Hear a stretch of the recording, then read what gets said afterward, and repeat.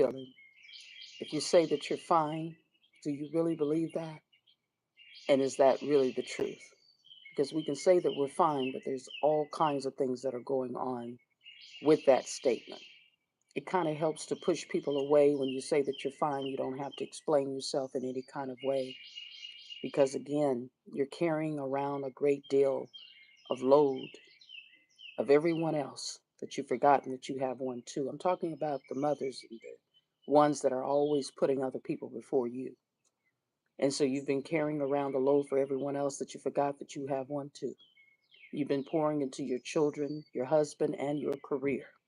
And every time you try to do something for yourself, there it is, that guilt. It shows up right on time to attempt to remind you that you need to do just a little bit more, that it's not good enough, everything that you've done. When is enough enough? When do you get tired of hearing that?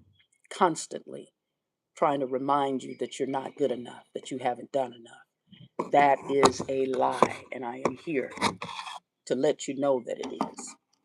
To remind us that after you've done all that you can do, after you have given all that you can give, after you have attempted to please everyone that you know of, don't do nothing else.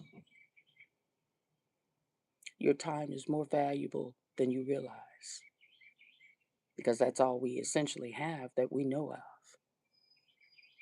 Living each and every day, uh, improving ourselves, attempting to improve ourselves as I do on every time that I rise and shine.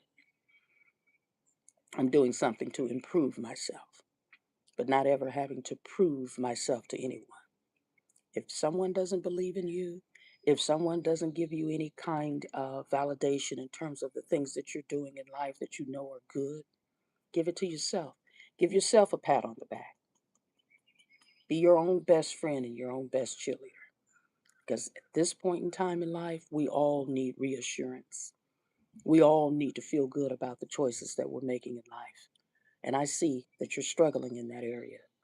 Sis, I recognize everything that you're doing in terms of wanting to deny yourself a chance to be happy, to deny yourself a chance to feel good about your life, to deny yourself everything that you ever wanted to have in your life. Because again, you feel that it's selfish to put your needs first.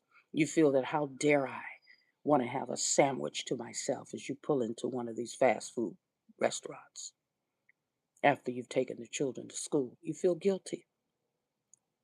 And as someone has already have instilled in you about responsibility, and that's what you've done. You've carried the banner. I just shared on my live, the Zestful Living with Sweet Tea Morning Show, where I was talking about the little red hen and how the little red hen asked for help as she was struggling to carry the wheat in a wheelbarrow up a hill. And everyone around her watched her struggle.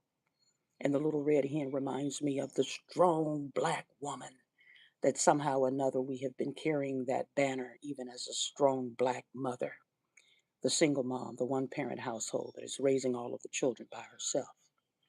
And so, as the little red hen walked up the hill in the heat, and all of those that are around her that was on the farm watched her struggle, and she asked for help. She wasn't too big. Her pride didn't get in the way. She asked for help. And so, many of us, as we do ask for help from time to time, we realize that those that we're asking just doesn't have the capability to help. They do not, and they do not have the sensibility that it takes, a caring heart, as you have shown some vulnerability, and perhaps you've been rejected, perhaps you've been told no, and that's why you feel as if you have to carry it all yourself. Because someone has let you down, sis. Someone has disappointed you. So you entrust in yourself. And so you carry this banner that I'm fine. Everything is okay. I got it all. The strong black woman, just like the little red hen, continues to do the things for herself, by herself, because the people that she's asked, the people that she's counting on, has let her down. As the little red hen continued to carry all of the ingredients that she needed to make her bread that she was about to bake. As this is a story that my mother has cherished and loved to tell when we were growing up. as it is an analogy and a reminder about those that watch you in the time of need. They see you, as they may say that they don't, but they see you. They see everything that you're doing in terms of all of the ways in which you're holding everyone up. You're carrying the load. It's all on your shoulders, and you got it. They don't realize how much of a struggle it is, how much of the enormous amount of responsibility it takes to put the world on your shoulder like an atlas to carry it all. They haven't ever seen you as someone that needs help because you've always have taken care of business. It's the strong black woman, independent woman. We don't believe in the theme that says that we don't need a man. Because again, as long as you're saying that you don't need one, he'll step out of the way and let you do it all.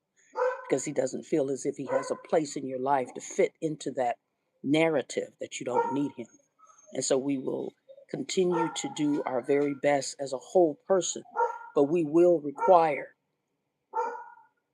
a man in our life to do what he needs to do as he was put on this earth to do, protect and to provide and be by our side and to demonstrate the support and the capability of leadership in some cases and the capability of cooperating with one another as a couple, as a partnership. And so that's how it began for all of us, side by side. And so that's what we are looking at when it comes to the little red hen, that she continued to show up for herself. And as she asked for help and was denied and rejected, and those around her watched her struggle as a representation of a black woman. I believe the little red hen is a black woman. She did it all. And yet she had the humility enough within her to ask for help, to seek those around her, and believing that these are her friends, and that she has friendship, and that she can trust them and believe that they're there rooting for her as she continued to carry all of the ingredients up the hill in the smoldering heat. She worked alone as she watched those watching her struggle to push all of the heavy ingredients so that she would bake her bread at some point in time. And as she got everything in her home, as she unloaded the barrel and got all of the ingredients, she went back and forth up the hill, back and forth, to make certain that she had everything that she needed to knead the dough. And as she prepared all of the ingredients, the yeast and everything that she put together, and she kneaded the dough and used all of her strength and her muscles to make certain that she stirred it up, all of the ingredients to bake her bread. And in the midst of her bread cooking and baking, it smelled all over the neighborhood, all across the farm, as it's the tale in the Little Red Hen describes the aroma that was smelled all over the farm, where all of the little animals could sense it and taste it, and their mouth watered in anticipation of her giving them a slice of bread after it got done and baked. And so, as the smell penetrated through all of the neighborhood, everyone was anticipating a slice, as I pointed out. And when it got done and they started asking, "Can I have a piece of your bread?" And as she explained, "You mean to tell me you were asking me for a piece of bread after you saw me struggling up and down the hill? You're asking me for a piece of bread after I asked you to help me carry some of the load of the barrels that I was pushing all of my ingredients, the yeast, the flour, the wheat. You're asking me for a slice of my bread. Is that what you're asking me?" In terms of what she may have said to them. And what she did end up saying to them, "I'm not giving you a damn thing." And not in this way that she didn't say this out of the book. But the point of it is, she says, "I'm not giving you anything. You have the audacity to ask me for a slice of my bread," as she commenced to slice it, and I could see her smearing some cream butter over her bread. Vegan, of course. "And as it is, you mean to tell me you have the audacity and the gall and the nerve to ask me for a slice of my bread after I asked you for help, and that you told me flat out, you looked me right in my eyes and told me, no, I'm not helping you. You didn't even offer her a glass of water as she wiped her brow from all of the sweat, from the heat that was glistening over her body as she carried the heavy loads. As many black women are doing nowadays, carrying the heavy loads, as many black mothers are doing as a single household, one parent household, and single black mothers are doing this all alone. At one point in time, she asked for help. At one point in time, she was denied. Someone told her no. Someone dissed her. Someone didn't believe in her. Someone made her feel unloved, devalued. And so she decided to do it all herself. I tell you what, I got this. And that's exactly what she has done time and time again. So if you see a black woman out here doing it all herself, as they say, check up on the strong ones. Check up on the ones that don't ask for help. Check up on the mothers that are doing it all and doing it quite well. That at some point in time, she does need the help, even if she tells you no. Help her anyway. If you see someone toting around some heavy items in the grocery store, in terms of some of that water, the heavy bottles of water, help her. Many of us have pride. Many of us, as I am here in real time, don't like asking for help. Because once again, that's showing an area of vulnerability that I may not want you to see. I may not want you to know that I need some help. But as it says, you have not because you ask not. And so I'm learning to do that more in real time. But I'm speaking about those that continue to do everything that they can for themselves. And they feel as if they're all alone. They're isolating themselves and pushing people away from wanting to help them. Check up on them today. And sis, I see you. I know that you won't ever ask for any help because you can do it yourself. But at some point in time, you can trust again. You can believe again that someone actually does care and do care about you. And it's okay to show some vulnerability sometime and let it go. Release yourself from the enormous amount of weight that you put on your own shoulders. Release yourself from wanting to do it all because someone disappointed you. And it wasn't me. It wasn't the person that's there to help you. It was someone else. You don't have to turn everyone away that's wanting to be there for you because we see your pain. We see your struggle. We see you. And it's okay to release yourself from holding on to all of the ways in which you have to show up in life because someone put it on your shoulders when you were just a little bitty girl. Someone told you that you were in charge. Someone told you that you can do it all by yourself. And you haven't ever had any help from day one. And that's an enormous amount of responsibility. And I see you, sis, you can let go now in terms of releasing yourself from the enormous amount of pressure that you put on yourself because you are the only one that you can depend on. You haven't ever asked for any help. And that's a serious thing as I'm learning to do that in real time. Can you give me a helping hand? Do you mind helping me with this as it comes about that I can learn to ask for the help? I want to ask you, can you do me a favor? I need your time with this idea that I have. I want to ask you, do you mind helping me? I have some things that I need. Would you know of anyone that can help me with this? I appreciate it very much. And so to be able to practice and learning how to use those muscles of asking. And so I'm learning in real time to do that a little bit more as time goes on. I'll get better at it. And so I'm just here to remind you that it's okay to ask for help. It's okay to release yourself from all of the pressures that you're holding on to, that you can do it all by yourself. And clearly you can. But this misnomer about a strong black woman. Yes, we're strong for ourselves because that's the talent that we've been giving, a natural ability that we have.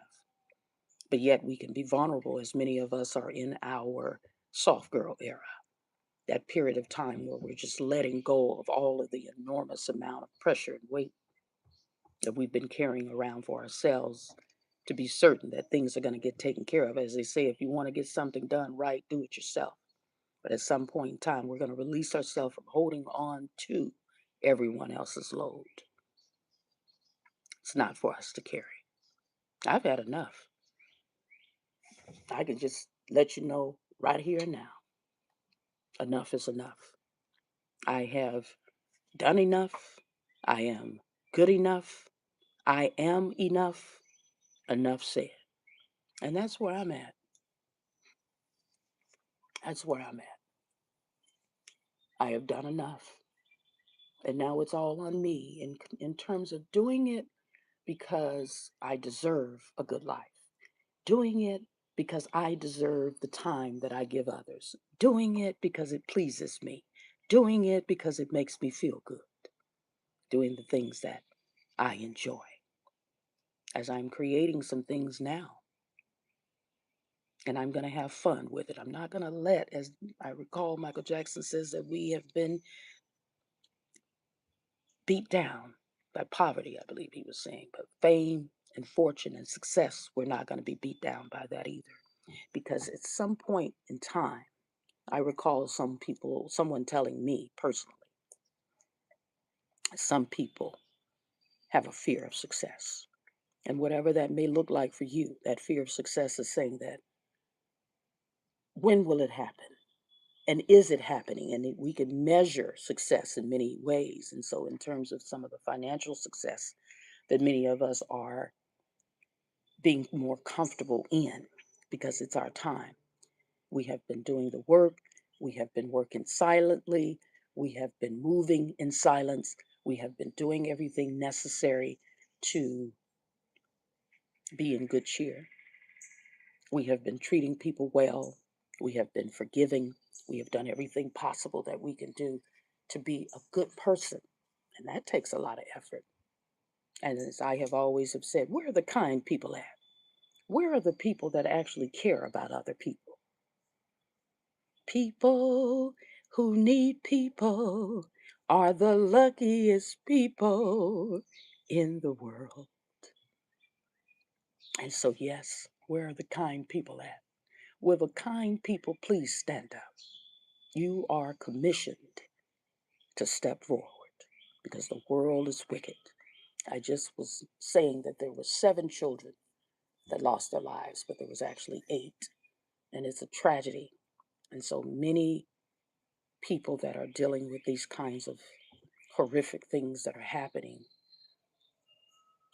for a lot of people, losing a loved one is an enormous amount of, it's shocking. And so my heart goes out to the family that has lost 8 children, as it is a time in life where people are just not caring. They have lost their minds and their ability to be able to reason and to be able to see something better. And so, if something like this is happening in your life where people are just not recognizing that life is precious, life is something sacred that we all should be grateful for having, but for some that just don't see the beauty in children and the beauty in life, is a sad case. Yet we know that there's always something that is working for the good of all of us through all of the ways in which the evilness comes about, the wickedness that comes about. There's always something in the place of that that gives us the reason to be able to see the beauty that is surrounding us. As I'm here in the backyard, listening to the chirping sounds of the birds, seeing all of the beautiful greenery and the scenery of all of the majestic trees. There's something that reminds us about beauty that we should be invested more in, as it is something to be grateful for, your ability to see, your ability to hear, your ability to think, your ability to reason, your ability to walk, your ability to speak. As many people do not have the privilege of having those abilities. It's a struggle for many of them. So I don't take anything or anyone for granted.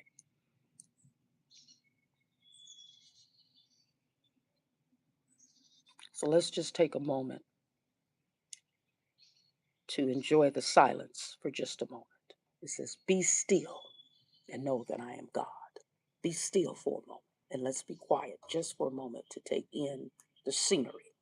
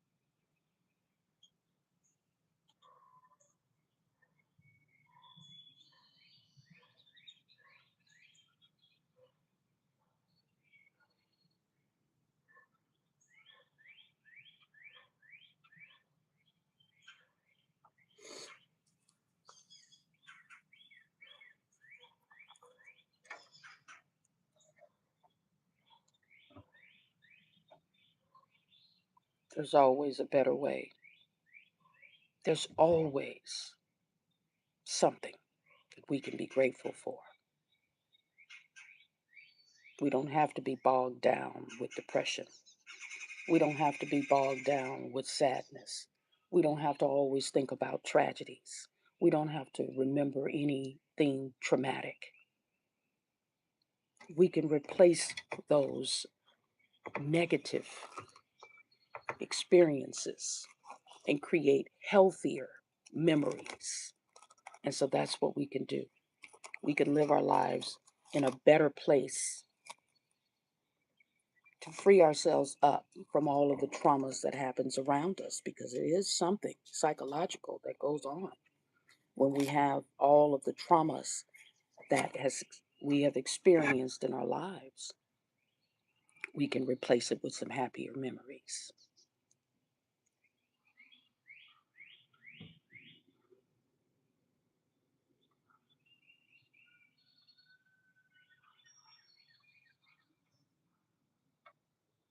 As nature reminds us of the simpler things in life, just to take a look around, be grateful.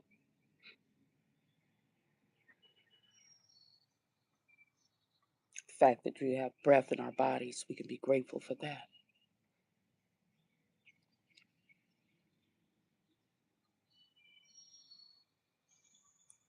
And don't ever let anything or anyone take you from your place of peace. As I am learning in real time that that is all that matters. To have peace in my life. Let the words of my mouth and the meditation of my heart be acceptable in thy sight, O Lord, my strength and my redeemer. That's Psalm 19:14. So what is it that you're meditating on? Let it be peace. Let it be comfort. Let it be kindness. Give that give yourself some grace today and give yourself a chance to live and thrive and not just survive, because many of us have gone through some traumatic things, post-traumatic slave syndrome, all of the ways in which life wants to remind us of all of the tragedies that we hear about, but yet it's not happening to us right now at this moment. We can have peace in our lives. We can have calm in our lives. We can have success in our lives. We can call in grace, gratitude,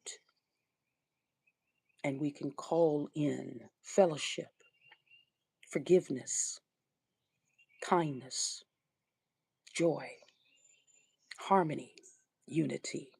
We can call in the things that we need in our lives to make certain that it shows up for us. Wealth, abundance, pleasure, all of the positive things that we can think of, we can imagine, and we can see vividly, to imagine a place that's peaceful. When I think of home, I think of a place where there's love overflowing.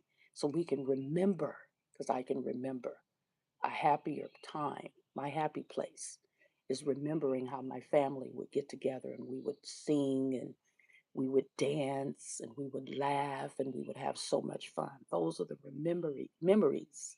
And those are some of the things that I can remember.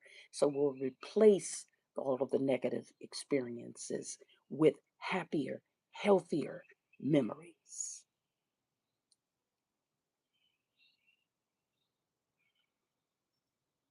Let the children's laughter remind us how we used to be. I decided long ago never to walk in anyone's shadows. If I fail, if I succeed, at least I'll live as I believe. No matter what they take from me, they can't take away my dignity, because the greatest, it says, I found the greatest love of all inside of me. And it says, let the children's laughter remind us of how it used to be. So those tragic 8 can remind us how we used to go outside and play. Jump rope, hopscotch, jacks, marbles, all of the ways in which we used to go outside and play. Let's remember that. Let's replace anything that doesn't serve us right with happier, healthier memories. Let's flood our minds with the imagining of a world of a better place to live in, where people are kind to one another, where we can live in peace, where we don't have to be concerned about hearing something tragic. We can replace it with hearing the sounds of the ocean, hearing the sounds as I am now of nature, as the birds are singing in harmony. Somewhere there's some peace. Somewhere there's a love just for me, and I'm going to find it.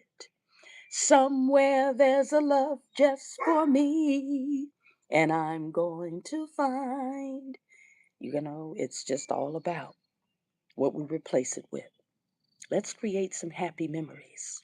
Let's recreate love in our lives. Let's envision with our imagination a better place that we can live as we find our way back home to ourselves, a place of peace, a place of calm, a place of acceptance, a place of love. When I think of home, I think of a place where there's love overflowing. We can think of that place. I remember it's a beautiful place. We used to go outside and play. We would have a good time playing marbles and jump rope and finding clay, and we would mold it. We were considered the little black rascals. The little black rascals. We made go-karts, my cousins and I, there in California in Gramercy. And we just had a good time playing and building and creating. At one point in time, that curiosity was something that they denied children. They didn't want them to use their imagination. They denied them the ability to read back during the time when our ancestors were enslaved, if you can believe it or not. They denied them the curiosity that was a natural ability. As you can see nowadays, the wonderment of a child. We have the scientists that are coming forth. All of the children's imaginations have been purified and have been restored. And so now we can live in the world where the imagination of creation can be formed again, and life is good. Peace is upon all of us once again. We can have peace in our lives. We can have calm in our lives. We can have grace in our lives as we forgive ourselves again. Stop blaming yourself. Stop carrying around all of the guilt. I'm talking to the ones that are carrying the load of others. I'm talking to the ones that are not giving yourself an opportunity to live again because you have the resentment and the bitterness. As I talk about the train, when it starts rolling in, the train is rolling in now. And it's time for you to release the resentment, the bitterness, the unhappiness, all of those strongholds that have a grip on your life. So when we're talking about the train is rolling in and it's time for you to get on board, people all over the world, join in, join this love train, love train. And so we must learn to train ourselves how to love ourselves. When have you done that? Whoever taught you that? Because all you ever knew growing up, it was selfish to put yourself first. It was selfish to think about yourself, but this is the way of the world. As my mother has taught me, the self-preservation is the first law of the land. You have to give it to yourself to make certain that you're going to be okay, because you have to hold yourself up. You're the only one that's going to lay there at the end of the day When it's all said and done, there's no one that's going to be there with you unless you're a conjoined twin. And maybe then they'll separate you. Who knows? But at some point in time, you're going to have to start believing that you deserve a good life. And it's okay for you to just have it in many cases. So that's what we're talking about, releasing ourselves from all of the bitterness and the resentment that you're holding on to. You haven't forgiven yourself for showing up in life wanting something better for yourself. And it's okay for you to want that. It's okay for me to want that for me. Finally, I can give myself a break from being able to hold everyone up. I can give myself a break because in many cases they don't even see that that's what you're doing because it's been so comfortable for them. But when you release yourself from holding on to it, they can realize where all of that extra strength has been coming from. I can do all things through Christ who strengthens me. And I can be grateful for the fact that I have the ability to be able to withstand a great deal of things. And as it says here in this book, enough is enough. Time to take back what was stolen. Negative experiences can produce unhealthy memories, which are often called strongholds. The affected person may not recognize the connection between the present ill effects and the unhealthy memories of a specific traumatic event suffered. Often this is expressed in experiences of sexual trauma, abandonment, trauma, and growing up with fear. Strongholds control what and who the individual is attracted to. These also control how the individual views and interacts with his or her world. We're talking about that worldview. If it was your innocence, self esteem, time, money, love, or anything else stolen, it is time to take it back. You are the one who can take responsibility for your health and happiness. And this is Break Free of Strongholds: 3 Ways to Change and Control the Desires of Your Body and Mind by Dr. Deborah Farran. This is the naturopathic practitioner in my life, where I have my certificate of being a health coach and, of course, a life coach as well. And so you can go to beautyofhealing.com. There is a stress test that you can take and to determine where you are in life so that you can find out where those strongholds lie within you. And so also I want you to go to my stand store. There are 5 ways that you've lost yourself in your roles and how to reclaim you. It's free there on my stand store in the bio there. And go ahead and take that 5 signs that you have lost yourself in your roles and how to reclaim you. All of this is bringing you back home to yourself, finding your way back home to yourself, as Dorothy did in The Wizard of Oz, as a reminder that that place within us is a place of peace. And that's the only thing that I'm looking for in life at this point in time in my journey of rediscovering my zest for life. That's where I'm at right now.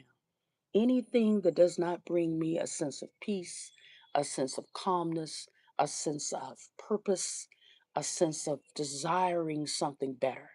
As the children, as I pointed out, were prevented from learning to read and write. And that curiosity, that natural talent, was something that was held in suppression against their will. And so nowadays, as you're seeing the children growing up, that's the reminder to let their laughter remind us of how it used to be, as we're learning now to get back to who we are as a natural person, as an original person, original being. We're coming back to ourselves again and connecting with ourselves again. Through all of the things that are going around, 10,000 may fall at your right side, but nothing will come nigh thee. No harm will come nigh thee, because you have made the Lord your dwelling place. That sacred space, that sacred place surrounds you and guards you against all thy ways, Psalm 91. And so it's just a reminder that nothing will come against you. No weapon formed against you shall prosper. No weapon formed against you shall prosper. And so as we contend with peace and are reminded about our imagination, we can rest assured that this point in time in our lives right now, we can recall peace. We can call in peace. We can call in our imagination, our vivid imagination, love, honor, respect, kindness, joy, harmony. We can recall it and we can call it in our memory as we remember peace, remember love, and create healthier memories for ourselves. Have a good day on purpose and give yourself some grace today.